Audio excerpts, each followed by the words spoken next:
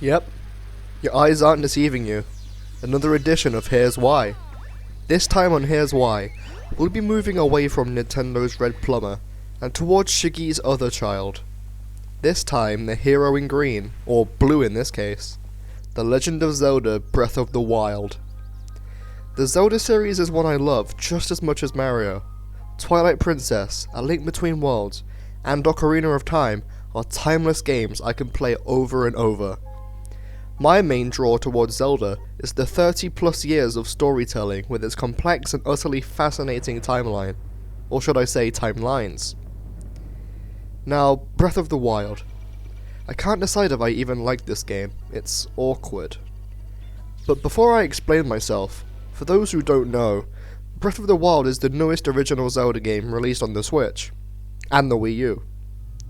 This time around, Zelda gives into the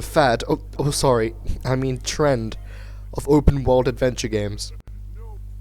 It totally changed how Zelda is played, which, let's be real, was kind of needed. However, was the 6-year wait worth it? What do I like? What don't I like? Let's get into it. The Legend of Zelda Breath of the Wild is a very mixed Zelda game. Here's why.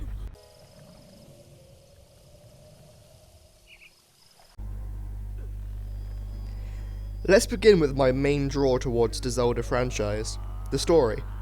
And this game does a decent job with the story and lore if you ask me. Breath of the Wild is the total antithesis of Skyward Sword, lore-wise. Where Skyward Sword takes place at the very start of the timeline, Breath of the Wild takes place at the end of all 3 timelines. At least for now. Technically this makes absolutely no sense, but let's ignore that.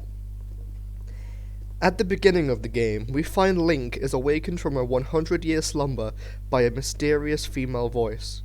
Oh yeah, this game has voice acting. Luckily Link doesn't speak, but we'll cover that later. I don't want to spoil the entire plot, but at base level it's a simple Link must beat Ganon. Speaking of Ganon, in this game he goes by Calamity Ganon, who looks different. I think he had a haircut. Cutting back to Link, the voice guides him towards a neat new gadget called the Sheikah Slate, essentially an iPad. We also get to see the ghost of the King of Hyrule. This made me squeal, I won't lie. This game is littered with little callbacks and lore references that make people like me go wild. The first one that comes to mind is this. That sound coming from the Master Sword? That's Fi. After all this time, she has been reawakened. Most people look past this, and that's why I love it. You need to pay attention. Also, certain areas from previous games can be found. This right here is Lon Lon Ranch from Ocarina, now dilapidated and run down. A small peek into the past, you could say. This is what I live for. One very curious detail is this skeleton, which has an uncanny resemblance to this, from one of the CDI Zeldas. What does this mean? In this game, Link has amnesia after being defeated 100 years ago, and you can explore the world to try and bring back memories of your past. Particularly your relationship with Zelda and 4 new guys which, spoiler alert, are all now dead. You can get back these memories at any time and in any order. I personally love it when stories are told non-chronologically, and you have to put it all together yourself. However, these memories don't add all that much to the overall plot and just sort of make for a distraction, I guess.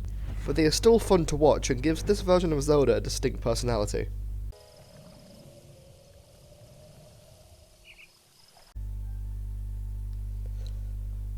Another thing this game handles very well is the lineup of personalities you end up meeting. But we should start with the protagonist. Link is as mute as always, but that's not to say he's an emotionless husk. He has quite a lot of emotion, actually. He looks so cute when he's being frozen to death. What a freaking sentence. Zelda, for the first time in a canon game, has a voice now. Now, please don't kill me, but I ain't a fan of her voice. This is in no way a jab at Patricia Somerset, it's just not how I envision Zelda sounding. Other than that, her relationship with Link is explored in memories, They can be very cute together, but they can also be heartbreakingly sad. Design-wise, it's the perfect balance between cutesy Link Between Worlds Zelda and the regal, serious Twilight Princess Zelda. I like it a lot. Ganon doesn't really have a personality in this game, and I'm not a big fan of his design. In Ocarina and Twilight Princess, Ganondorf is intimidating and truly evil in his actions. In this one, he appears to just be a mindless monster. I get it, it's Ganon, not Ganondorf, but Zelda 1 Ganon is more threatening than this. The other multiple amazing characters make up for this though. All of the champions are full of charm despite not really existing out of memories. Revali is my favourite. He reminds me of Falco, and I like Falco. All of the champions also have voice acting, but similarly to Zelda, their dialogue is just dripping with cheese, and some deliveries can sound off. Adding off this, the lip sync hasn't been adjusted for English dialogue either. This is a case of, if you're going to add something like this to a Zelda game, you have to do it right, which I don't think they did, sadly. Still love the characters though. Oh, and Sidon. Oh my god, Sidon. That smile, that damn smile. He is my favourite. Even smaller characters like Muzu and that damn flower lady, they are so memorable. I would play a game based only on this flower lady. If Tingle can have a game, this flower lady can.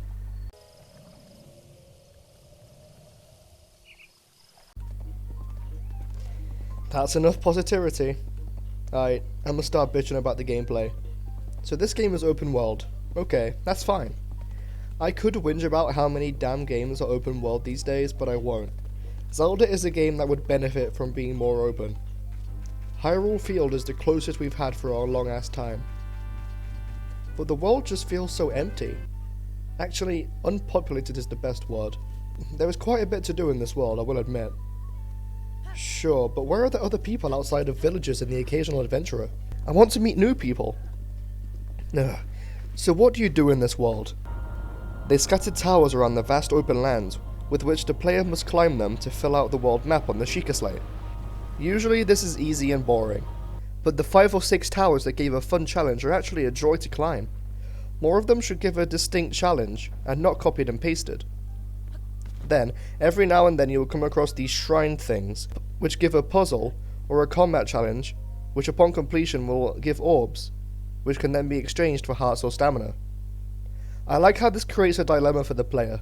Do you want to take more hits, or climb longer? Shrines are the main reason you explore the world, and really the only reason. My main problem with shrines is that they aren't ever a set piece in the environment. They are just sort of placed there. Compare this to Skyrim's caves. You see a cave, and you know exactly what to expect when you walk in, and they make sense in the world. Shrines feel artificial and all look sort of the same, inside and out. That and the puzzles are usually really easy and are never followed up on. It's always a one and done small room, and 1/6 of these shrines are the same guardian fights done over and over again. Some shrines are even just empty. Besides from that, the world is honestly very boring to me, even though I often find myself getting lost, or more accurately, sidetracked. Because the towers are always visible, and shrines can be found almost anywhere. This is a good thing, I think. The game did its job technically. But I'm not necessarily getting lost because there is a lot to look at, but because I know I need to do these shrines if I want a chance to beat the game. There are very few types of landscape. It's mostly vast green fields with small hills and sometimes mountains.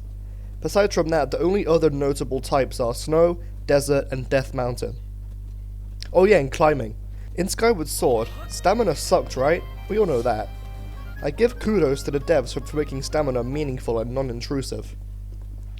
You will need stamina for climbing, and Link can climb pretty much anything, and is actually a main mechanic you will need to master. I actually really like this. Most of the time. I say that because rain exists.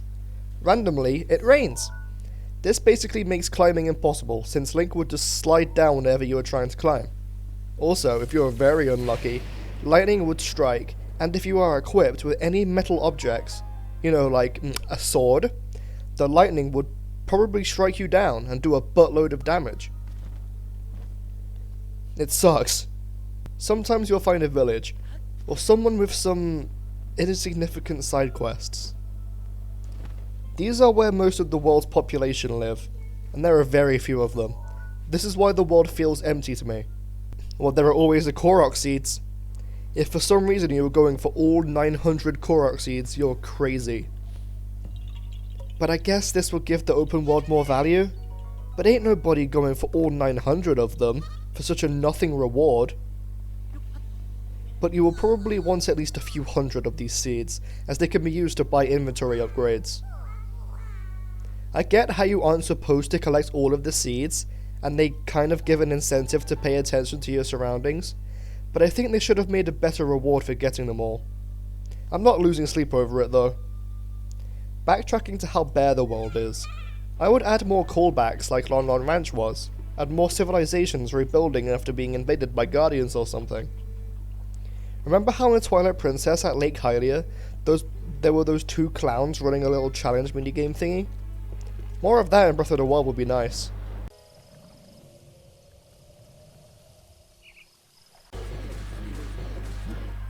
Okay, combat. Weapon breaking is dumb. I hate it so much. There are so many damn weapons. I would love to actually use them or want to use them. I am always so worried to use them in fear of them breaking all the time. The Master Sword is also limited. I repeat, the Master Sword has a limit. But combat itself is pretty fun sometimes. It's very button mashy with the smaller guys, but bosses and stronger enemies have an element of strategy. This can also be pointed towards food and potions, which can give buffs and healing. I like it. This gives an incentive to gather materials as well. That's all good and fine, but it doesn't mean much when your tools are always breaking. Sorry, I just really hate durability. What makes it even worse is that there are maybe 4 to 5 totally distinct weapon types. All swords play the same. Sure, they may have elemental effects, but for the most part it's all visual. This makes combat feel bare and a little unfinished sometimes. Not bad, but there is so much potential not being tapped into here. But I will admit that there are many ways to go about fighting an enemy. Do you fight at a distance with a bow? Do you get right up in their face? Do you blow them up? So at least there's that. Finally, there are the runes. Powered by the Sheikah Slate, Link can summon bombs, create ice pillars, and freeze time for a short time, as well as magnesis. Pretty cool. But they are very situational in combat. Aside from the bombs, of course. The only time you'll use the ice pillar are to fight maybe 2 guardians in shrines. Oh well, at least I always have access to them.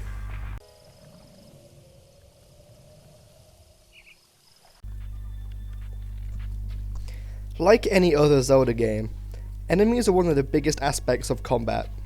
Enemies that challenge the player and allows new ways of using their tools.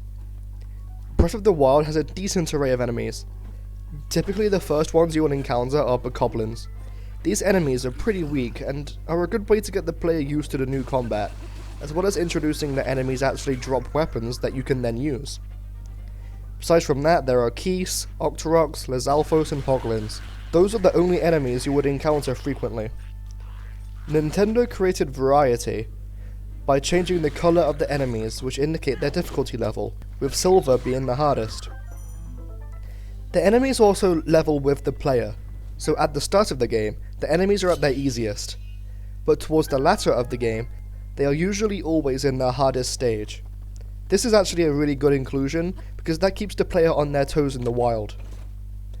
I say that enemy variety is decent, because these enemies get old after 10 or so encounters.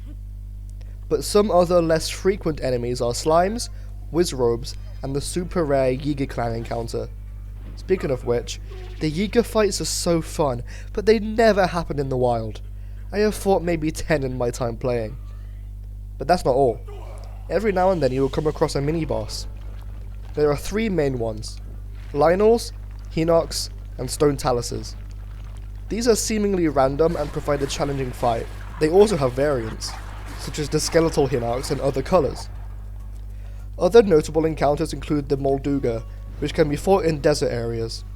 I love this one especially because it feels like a Monster Hunter fight. And then there are the Guardians. I cannot get enough of these, because there are so many ways to go about fighting them. My favourite is parrying their energy blasts. Their concept is also fantastic. Guardians are sentinels created by Zelda to protect Hyrule, but then they were corrupted by Ganon.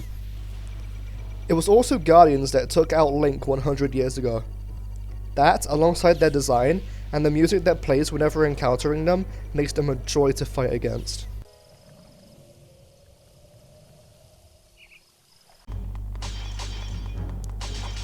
This game doesn't have the traditional dungeons you might expect from a Zelda game. Instead, there are 4 divine beasts that are spread across the world, which usually contains a puzzle of some sort and a boss fight. There is typically some sort of quest beforehand as well, such as a stealth-oriented mini-dungeon sort of thing. The bosses found within these beasts are a form of blight. Thunder Blight, Fire Blight, Water Blight, and Wind Blight. Unfortunately, I'm not a fan of these bosses. They are also similar and are an absolute joke if you have the Master Sword. After defeating these beasts, the spirits of one of the 4 champions are released, and they fire a blast at Hyrule Castle to weaken Ganon. What makes this strange is that they are totally optional and can be done in any order. If you do all 4, the final fight against Ganon would have his health halved. These Divine Beast quests aren't a good substitute for dungeons in my opinion. They are too short and easy. However, the Gerudo Beast is actually pretty fun for the most part, I will say that. Now, Ganon and Hyrule Castle. If you don't do the Divine Beasts, the final stretch is significantly better. Now you need to defeat all of the Blights in a boss rush in order to get to Ganon. As a result of this, it feels more epic and more akin to a final fight. Hyrule Castle is also the closest thing we get to a proper dungeon. Challenging and fun to play through. Now, Ganon. The first part of the fight is fantastic as long as you don't have the Master Sword and have not done the beasts. Then it's an actual challenge. If you do happen to have done these things, Ganon is a total pushover. But then we have what might be the worst final boss I have seen from Nintendo in a long time. There is no threat here. Ganon doesn't even try to attack you as he fumbles around and begs for you to shoot him with light arrows. Just because the situation looks epic doesn't make it feel epic. It's a joke. The game straight up gives you a horse too. I hope Breath of the Wild 2 is a better boss fight because this game was so close.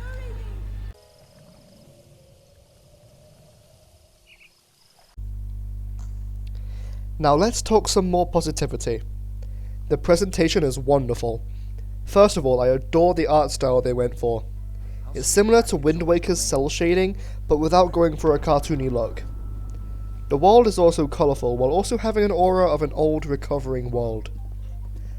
I will say though, some textures look kind of blurry, I guess? I won't blame the game for this, due to its gargantuan scope. There are many times that I would stop on top of a hill or mountain and just look. But didn't I say the world was bare? Yes, but it can still look beautiful. I ragged on the rain, but it looks gorgeous. Everything looks gorgeous. There's clearly a lot of love put into the game's presentation. Oh, and the music. I've heard people complain that there aren't many catchy tracks in the game, but I think that's the point. The music in the wild is quiet and minimal. This allows you to take in the beauty of your surroundings. And whenever you get into combat, the music becomes tense, and not so tense it's jarring. They saved that for the bosses. Oh, and the little piano that plays with Guardians? Immersive is the best way to describe the music. One jarring thing with the presentation though is the pop-in. The world renders anything that the player can see, and as a result of this, they need to make objects further away less detailed. But sometimes this is very easy to notice and can ruin the atmosphere sometimes. Another thing is the frame rate. I'm not a frame rate perfectionist, but some areas with lots of grass and trees lose a notable amount of frames. What makes it worse is that the Great Plateau and Korok Forest are the 2 areas most affected by this. AKA, the tutorial and the resting place of the Master Sword run like garbage. Why didn't anyone notice this during development? Confusingly, the game also runs perfectly in handheld mode. Aside from that, the game keeps a consistent frame rate, at least from what I've played.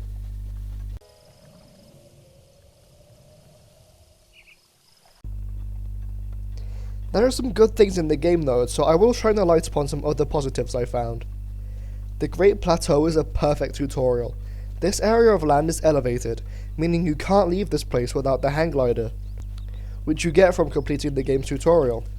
In this tutorial, you are sent by the old man to go to a number of shrines that can be seen from the tower. These shrines give Link the previous mentioned powers from the Sheikah Slate, and these shrines allow the player to learn about what they can do. As well as this, you learn about combat, harsh environments, cooking and climbing, but most importantly, it's not in your face. You need to naturally learn these mechanics, and I commend the game for this. I spent maybe 1 or 2 hours here just because I loved looking around and learning the mechanics. Cooking in particular. I died many times on the snowy mountain until I randomly learned about cooking at a nearby pot. It is also here when you truly realize how big the world is. The Great Plateau feels massive, but on that first tower you realize there is only a speck on the map. That was a very exciting moment for me on my first playthrough. A small convenience that I love is the fact that bombs are now unlimited thanks to the runes. Now if there's a puzzle that requires a bomb, you will always have them. No longer would you have to go and buy bombs for some small puzzle that may or may not be worth it. But now I also wanted to mention some small nitpicks that don't really fit into any other categories. First of all, I mentioned how much I like the cooking mechanic, which is true, but there is something about it that triggers me. It makes it way too easy to instantly heal yourself with food. The game is completely paused when you heal, there is no strategy to that. Compare this to Bloodborne for example. In that game, you need to find an opening to heal yourself in a fight. In Zelda, however, it's totally free. Not long ago I said how the game looks vibrant and colourful. While that is true, I still love it, but this is supposed to be a post-apocalyptic Hyrule. It looks more like a paradise. Not only that, but villages are thriving and wildlife is plentiful. I really hope the sequel keeps its tone in mind when making the overworld, because this game doesn't really do that. At least it's still gorgeous. In conclusion, Breath of the Wild is a great game, but not a great Zelda game. It is confused and lacking in very aspects in my opinion. I totally understand if you love this game and there is nothing wrong with that. I just believe calling it a 10 out of 10 masterpiece is a gross overstatement. Also, thank you if you made it this far in the video. That means you suffered through my pointless whinging. If you haven't already, please like and subscribe if you like this format of video. Next time on Here's Why. Jump Force.